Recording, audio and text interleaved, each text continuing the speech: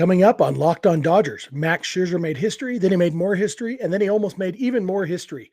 We'll talk about Scherzer's big day. We'll give hack reporter Kevin Acee the attention he so desperately craves, and we'll answer a few listener questions from the weekend. Let's get Locked On Dodgers.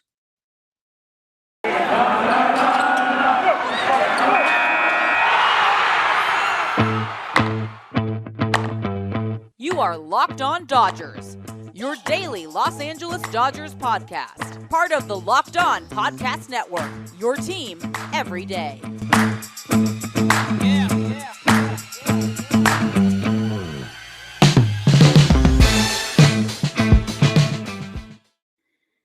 Hey, what's up, Dodger fans? Welcome to Locked On Dodgers, part of the Locked On Podcast Network, the #1 local sports daily podcast network. Locked On, your team every day. There's another podcast on the network called Locked On MLB. Join Walking Baseball Encyclopedia Paul Francis Sullivan, but please call him Sully, every day on Locked On MLB for a unique look at the majors, both present and past, featuring exciting guest interviews and routine check-ins from the Locked On MLB Network's team of local experts. Subscribe to Locked On MLB today on the Odyssey app or wherever you get your podcasts. Locked On Dodgers is the daily podcast covering the world champion Los Angeles Dodgers, bringing you the smart fans perspective on our boys in blue. And today, for the first time ever, coming to you on YouTube. For the first time, you can look at our faces when we're doing this podcast, and that's either a good thing or a great thing. But we're excited about it. Today it's just me. I am Jeff Snider of Baseball Essential. My normal co-host, Vince Samperio of Chavez Ravine Fiends, is also a Raiders fan. He believes in football, apparently, and he went to the Raiders game on Sunday night, so he is unavailable. So here I am with the first YouTube episode. Obviously, we're still available wherever you get your podcasts if you prefer us in audio-only form. However you do it, we appreciate it. Please subscribe wherever you like to listen to us. And like I said, we're going to talk about Scherzer's big day. Going to talk about the Dodgers sweep of the Padres and, just a bunch of stuff from the weekend. It was a good weekend to be a Dodger fan. They swept the Padres again.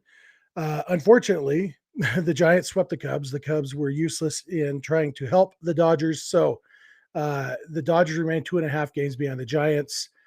We're going to get more into that a little bit later in response to a listener email. So I'll leave that for later. But first, the weekend, I guess there was a little bit of news. Gavin Lux and Matt Beatty were both called back up. First, it was just Lux, and a lot of people wondered why it wasn't Beatty. People have been clamoring for Matt Beatty, as we talked about last week. Just a couple hours after that, Beatty was called back up too when Billy McKinney went on the injured list. And I have it on good authority that Beatty was informed the night before that he was informed on Friday night that he would be called up on Saturday. And so it wasn't, it's not like they chose Lux over him and then only went with Beatty when McKinney was hurt. The plan was to call up both of them. The other big roster move for the weekend was that Kenley Jansen was put on the paternity list because his wife had their baby.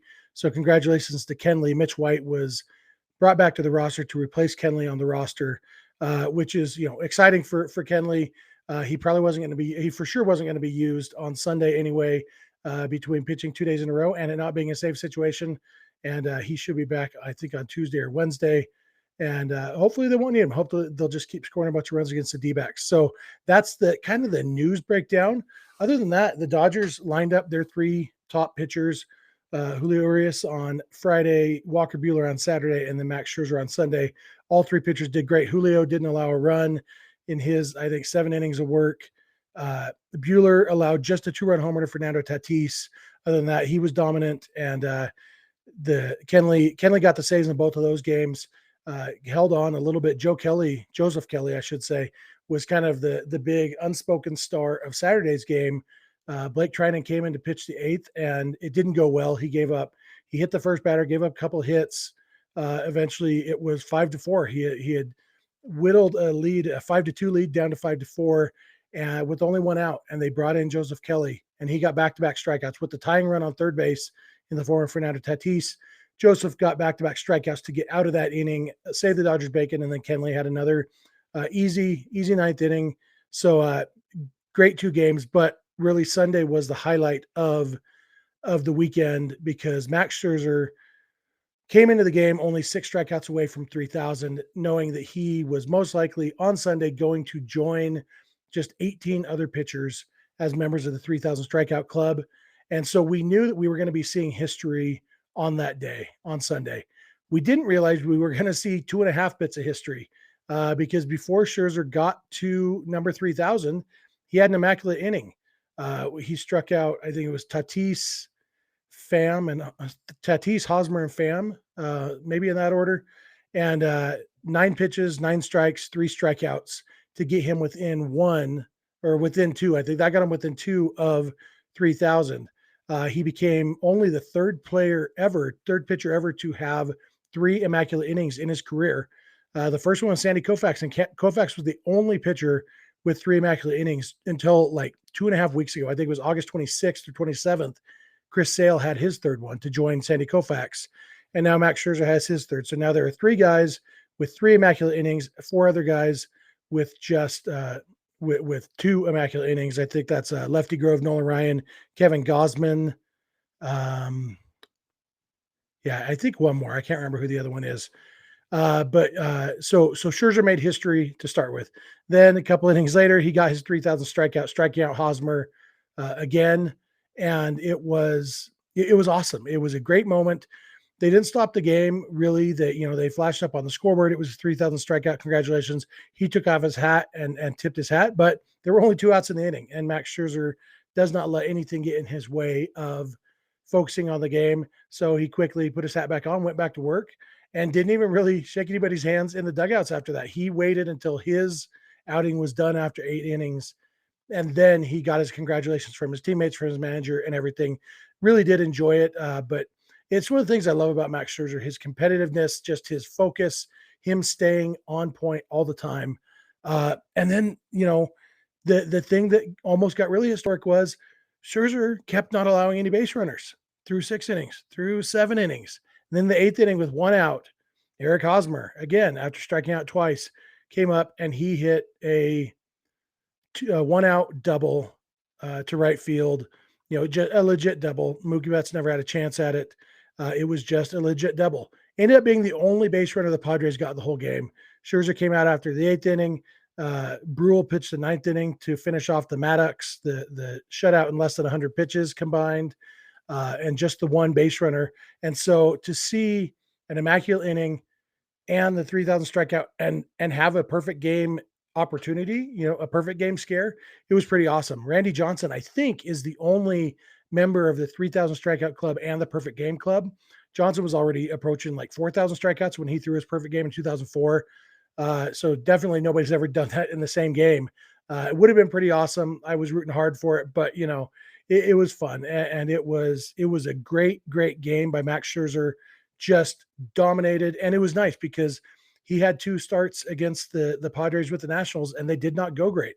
And so to see him dominate the Padres twice now as a Dodger has been awesome. If the Padres and Dodgers do end up meeting in a wild card game, you like your chances with either Scherzer or Buehler. Obviously, hopefully it won't come to that. We'll talk more about that a little bit later. But just hats off to Max Scherzer, not literally because I have headphones and it would be a big mess to take off my hat, but figurative hats off to Max Scherzer on his awesome day. Love having him in Dodger blue. He looks great. He pitches great. He is great, and that is great. So in a minute, I'm going to come back. I'm going to talk about San Diego Padres reporter Kevin Acee seeking attention with a stupid tweet, and apparently I'm going to give him that attention, but maybe not in the way he was hoping for. So keep it locked on Dodgers. Hey, does this sound familiar? You've got one device that lets you catch the game live, another that lets you stream your favorite shows. You're watching sports highlights on your phone, and you've got your neighbor's best friend's login for the good stuff. Well, I want to tell you about a simple way to get all that entertainment you love without the hassle, and a great way to finally get your TV together. It's called DirecTV Stream, and it brings your live TV and on-demand favorites together like never before, so you can watch your favorite sports, movies, and shows all in one place. That means no more juggling remotes and no need to buy another device ever again. And the best part, there's no annual contract. So get rid of the clutter and the confusion and get your TV together with DirecTV Stream. You can learn more at directtv.com. That's directtv.com. Compatible device required. Content varies by package. All right, so Kevin Acee had a tweet early in the game, like actually right at first pitch, basically. And he tweeted out that that there weren't enough fans there at Dodger Stadium to celebrate Max Scherzer. He posted a picture from the press box of the stands, and yeah, it was pretty empty. Well, Kevin Acee, here's a few things you might not know. Dodger fans sometimes get to games a little bit late. Dodger fans also know Max Scherzer is starting this game 6 strikeouts away from history. So even if it goes perfectly, they've got 15, 20 minutes to get in there. Also, it was in the 90s in Los Angeles. It was a hot day. The empty seats are in the sun. I have it on good authority from a couple people who are at the game. The concourses were packed. People were standing up there in the shade because it's hot in the sun in Los Angeles. The recorded attendance was 42,637. Are those numbers inflated a little bit? Yeah, they are a little bit. But there were plenty of people in the stands. If you watch the videos of when Scherzer actually got the 3,000 strikeout, the crowd was packed and it was loud. That 42,637. The Padres have only had 5 home games this year with a higher attendance than that. And 3 of those were against the Dodgers. So maybe I should have said home games in air quotes, because the reason they filled the stands against the Dodgers is because Dodger fans show up. So if anything, Kevin Acee should be a little bit embarrassed by the fact that the Padres are so bad right now that people don't even want to come watch the Padres, even when there's a chance to see history.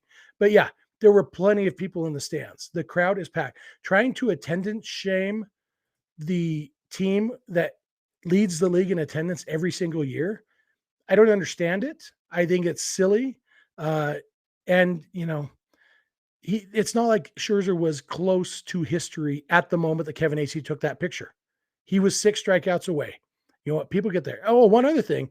This series was like one of the most expensive tickets the Dodgers had this year because they started the season not having fans in the stands. So they had a little bit of data to work with by the time they were setting pricing on individual games. And guess what? Around the time that the Dodgers opened up Dodger Stadium, the Padres were really good. And the Dodgers and Padres were looking like they might become a rivalry. Turns out that didn't happen. Turns out there is no rivalry. But at the time, they thought, wow, this is a game that we should charge a markup for. So this whole weekend, the prices were astronomical through the Dodgers, just the face value prices, which meant the secondary market was higher. And so if you had a choice of going to Friday, Saturday, or Sunday, NFL opening day, Rams game down the road on Sunday night, a lot of people going to that Rams game. The Rams fill their stadium too. Or, are you going to go to Friday or Saturday? Or are you going to go to a day game on Sunday, sit out in the sun, and then go to the Rams game? Of course, Friday and Saturday were bigger sellers. So it's silly. It was a silly attempt by Kevin Acee. I never heard the guy before today. I assume if I was a Padres fan, I would have heard of him. I've heard from a couple Padres fans on Twitter that they're not big fans of his either. So I don't know if that's a universal opinion. But yeah, I mean, it's in the 90s, NFL opening day, and they still had 42,000 people. Even if you do think that's inflated a little bit, even if they only had 35,000 in the stands, guess what? That's still more than most teams get. Definitely more than teams get on a Sunday day game when there's an NFL game in the same town that day. So, you know what? Any criticism you have of Dodgers attendance, Kevin Acee, bring it on, because I mean, I've fought tougher battles than that. I'm not a tough guy at all, but that's an easy one. I can just point to you. I can give you a link that shows the Dodgers lead the league in attendance every year. And you're going to complain that they buy their championships too. Well, the reason they can afford to buy championships is because they lead the league in attendance every year, because Dodger fans show up, whether it's for the social event or because they're true Dodger fans, doesn't matter. Tickets cost the same for everybody. So Kevin Acee, you got your attention. It was a dumb tweet. I've now called it a dumb tweet. So cue Padres fans saying that I'm so triggered and you live rent free in my head.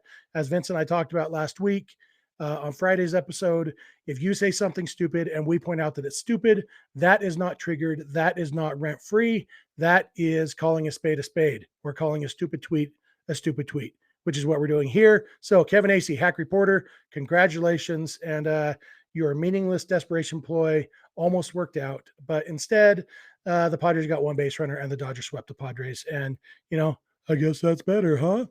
I'm trying to think if we got anything else on the the weekend series before we jump into the listener emails. Walker Buehler, I want to go back a little bit to his Saturday game. He looked really, really good. He had basically a 2-pitch stretch. He gave up a base hit to Machado and then a home run to Tatis, and actually then gave up a double to Hosmer. It was like 3 batters, 4 or 5 pitches. And other than that, he basically just dominated. He looked really, really good, went 7 innings. And, just I feel like his Cy Young candidacy took a big hit with his rough game against the Giants. And in this game, his ERA actually went up a tiny bit. He was at 2.31 coming into the game. His ERA for the game was 2.33, so he ended the game at 2.32. Between that and Corbin Burns throwing a combined no-hitter on the same day or the same weekend anyway, it seems like the Buehler for Cy Young train might be going down. The Max Scherzer for Cy Young train might be picking up steam because I think Scherzer now leads the major leagues in ERA again. And so, Scherzer might be passing Buehler in the ERA chase. And oh, by the way, Julio's ERA is under 3 now. He leads the major leagues in wins, which is a meaningless stat, but not to everybody. And he's been dominant. And so it's just wild to me that the Dodgers are going to go into a postseason series, assuming they get to a postseason series. They're going to go in with their top 3 starters, all being guys who are going to get Cy Young votes. Having 3 starting pitchers like that. And oh, by the way, tonight, Monday, they get Clayton Kershaw back. That guy's won himself a couple Cy Young awards, MVP award. He's been the best pitcher in baseball. And, and speaking of Clayton Kershaw, my last thing for this segment, after the game, after Max Scherzer's game, he said he hopes he is still a Dodger when Clayton Kershaw gets his 3,000th strikeout. Kershaw's still 300 and some strikeouts away, which means Max Scherzer said in so many words, I would like to re-sign with the Dodgers after this season when I hit free agency. Guess what? Let's not wait that long, Max. Call up Andrew Friedman and say, hey, how about we work out a 3-year extension right now? And Andrew Friedman, you take that call and you say, yes, Max, let's do that. Because Jeff from Locked On Dodgers said we should do it. And because it's a smart baseball move. But I loved hearing Scherzer saying he wants to stay with the Dodgers. Can imagine him with Buehler and Julio both still under contract for a while. Kershaw will be back, I'm sure. That's the makings of really good rotation. And also, by the way, they have a really good offense. So I'm going to come back in a minute. I'm going to answer a couple listener emails, and I'm going to talk a little bit about Cody Bellinger. So keep it locked on Dodgers. I've told you about Built Bar. Built Bar is the best tasting protein bar in the world. It is delicious. It is healthy. You can eat it and not feel guilty. And what more could a person ask for, especially a big fat guy like me who's trying to be less big and fat? I am trying to eat healthier. And if I have the options of I'm going to eat a sleeve of Thin Mints or a grasshopper cookie Built Bar, guess what? They taste about the same. And the Built Bar doesn't make me feel guilty because it's super healthy. Every Built Bar, they've got 10 or 11 flavors. Everyone has 17 or 18 grams of protein, 130 to 180 calories, 4 or 5 grams of sugar and net carbs, and they're all delicious. There's something for everybody. You can go to built.com. You can buy yourself a mix box, and they'll send you a couple of every flavor so you can try out what you like. And then next time, just focus in. Say, you know what? I like these two. I'm just getting a box of each of these. They're so good. They're so healthy. And it's really the best of both worlds. And if you go to built.com, you can use promo code LOCKED15 for 15% off at built.com on your next order. That's promo code LOCKED15, 15% off at built.com. All right, I'm back. Going to talk a little bit about Cody Bellinger really briefly. Then we're going to jump into a listener email with a couple questions. Cody Bellinger looked pretty good on Sunday. He hit the ball hard. He had himself a double. He had himself a line out. In all the time, you could see this weekend, his batting stance has changed. Now, Cody has long been a tinkerer. He is a guy whose batting stance changes a lot, especially when he's struggling. But he's also a guy who usually in the past has figured it out.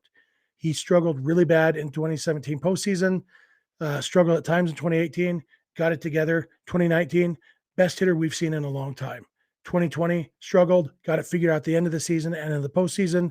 2021 he struggled, but if he could get this figured out, even if he doesn't turn into 2019 Cody Bellinger, if he can turn into 2018 Cody Bellinger, or that would be a big upgrade from what he's been with the value his defense brings. And if he could just not be a liability at the plate, be a guy who occasionally gets a hit, can at least get you a sac fly when you need a sac fly, because He's come up in a lot of sack fly situations, has not come through. Come up times when a productive out would have been good. I am not a fan of productive outs just on their own sake. I think they're good. They shouldn't be the goal, but they do have value.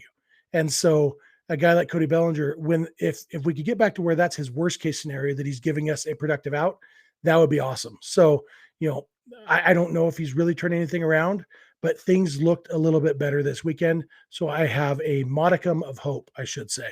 So with that said, I'm going to jump into an email that we got at lockedondodgers at gmail.com. Our buddy Douglas Stanley. Doug is a frequent emailer, frequent commenter. I think he's an everyday listener, so we love him for that. And he sent actually 3 questions that they're all really good questions. So I'm just going to go through each of them a little bit. First, he said, you addressed an earlier question I asked about the Dodgers getting hit by pitches. After watching Austin Adams on the Padres hit a bunch of Dodgers and hearing how he set the record for most batters hit, I'm wondering if you have any thoughts on what MLB can or should do with someone like this. He came within a microsecond of decapitating Trey Turner. Of course, Orel made it clear that none of it is on purpose, but I would say that if you take the rubber knowing you can't control your pitches, that is very much on purpose. What about if there was a rule that said if you hit 2 batters in an inning or 3 during the same game, you're ejected? I think that's a safe and sane response to pitchers and teams that don't care about their opponent's health. It's not a huge stretch of the imagination to believe that the Padres want to hurt the Dodgers. So I love that question, Doug. I appreciate it. I don't think I'm in favor of a rule that ejects a guy for hitting batters if it's not intentional. Right now, obviously, you can be ejected if it is intentional, if the umpire believes it's intentional. And at the little league level or something, I think I'd be in favor of a rule where, look, dude, if you can't stop hitting our hitters, you're going to be ejected. That I think I'd be okay with that at the lower levels of baseball. Once you get to the major leagues, though, it shouldn't be something that comes up very often. So I don't know that I'm in favor of making a rule for it. But I think I am in favor of maybe adjusting or at least considering adjusting the penalty. Because right now there's a penalty for hitting batters. The batter gets to go to first base. Any runner who's forced gets to advance a base. What if all of those things were 2 bases? If every time Austin Adams hit a batter, that batter got to go to second, and every other runner on base got to go forward 2 bases too, or at least the ones who were forced or whatever. So if there's a runner on second and you hit a guy, it's now second and third. If there's bases loaded and you hit a guy, 2 runs score and it's second and third. Like Austin Adams wouldn't have a job anymore. He would lose his value so fast. He gets a lot of strikeouts. He's actually been a decent pitcher. Before I started recording, I was listening to Javi from Locked On Padres talking about the value Austin Adams has brought. And it's kind of funny that he has now set the record for most hit by pitches by a pitcher. It's ridiculous that a relief pitcher now holds that record, a guy who throws far fewer innings than a starting pitcher. It's crazy. But yeah, he hit 3 Dodgers in 1 inning, almost hit Trey Turner. I wouldn't agree with Doug that he almost decapitated him because I think it was a breaking ball that almost hit Turner. But, anything up by the head is scary. And he hit Gavin Lux in the foot. Lux looked like he might be hobbled. I think he was okay. He stayed in the game.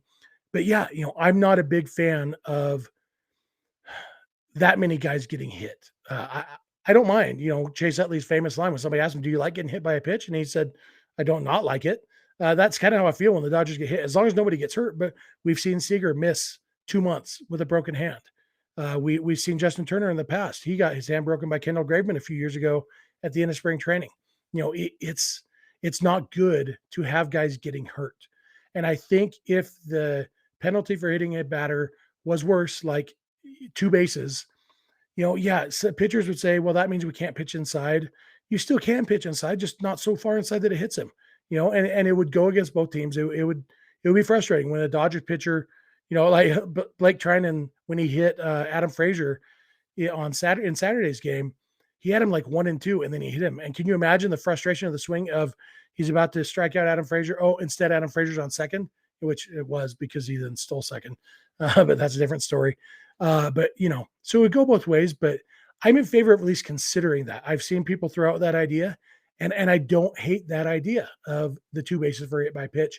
And I definitely think that would address the issue because Austin Adams would not be on a major league roster if all 23 of his hit by pitches this year had cost his team 2 bases instead of 1. Next question from Doug. Is there a point, and if so, what is the point where we take our foot off the gas and settle for a wild card spot? He says, if there's a week left and we're 3 games out, do we say screw it and start lining up the rotation for the quick turnaround between the wild card and the NLDS? What if there's 2 days left and we're a game out? What would they do if it was GM Jeff running the show? And what do you think they'll actually do? Going balls to the wall until the end might not be the best course of action, especially if your foe has it locked down and is coasting the last week.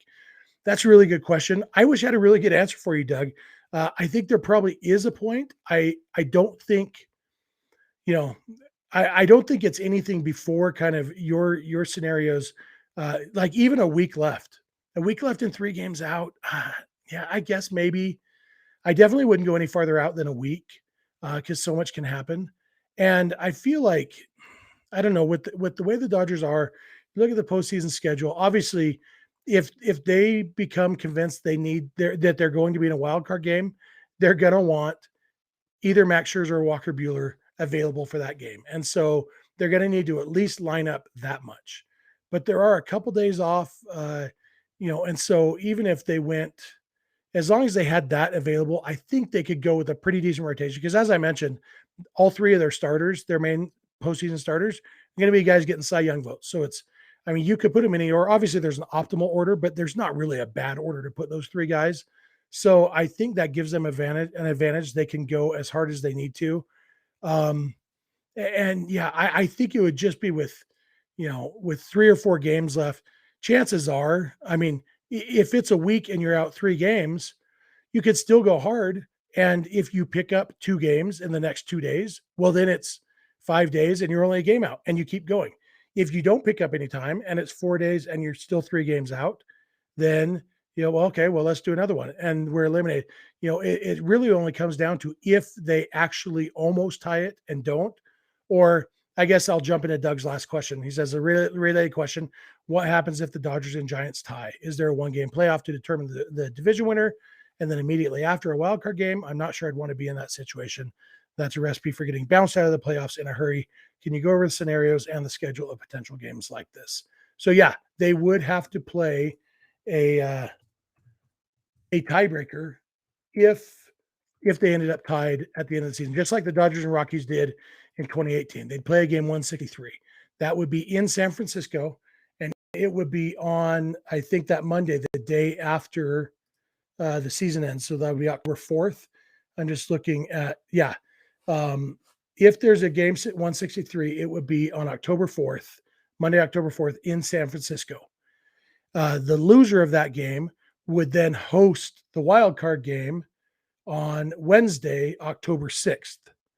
And then you have to win that one. If you lose both of those games, you're out. And so, in a way, like I definitely understand what Doug is saying, that it's scary to think of tying it. And if you lose that game, then you have to play the wild card game. And then you start the division series having burned both Buehler and Scherzer.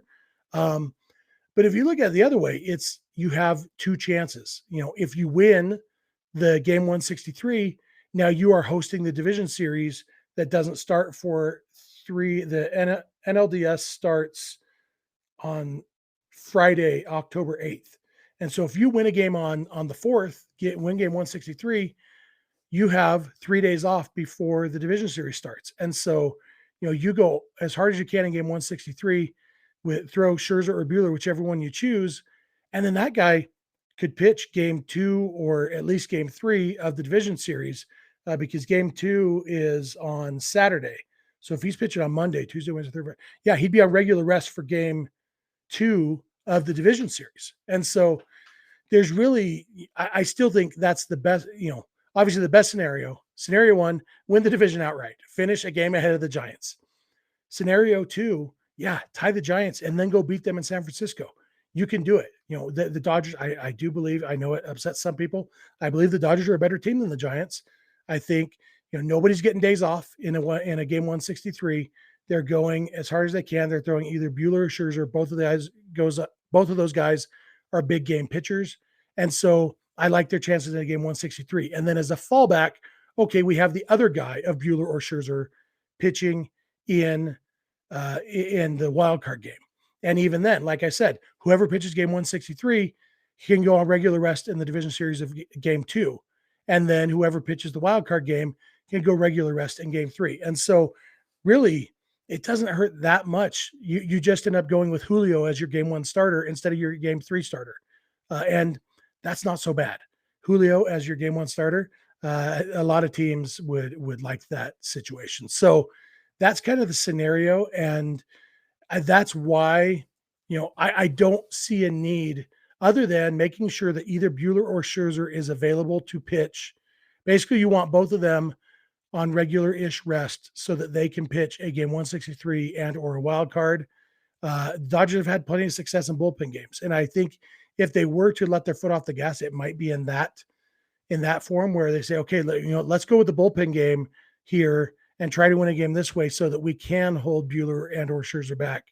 But I think the goal is going to be to win it until it becomes clear they're not going to win it. And that is kind of different for everybody. So thank you, Doug, for the email. I really appreciate it. Always love hearing from you.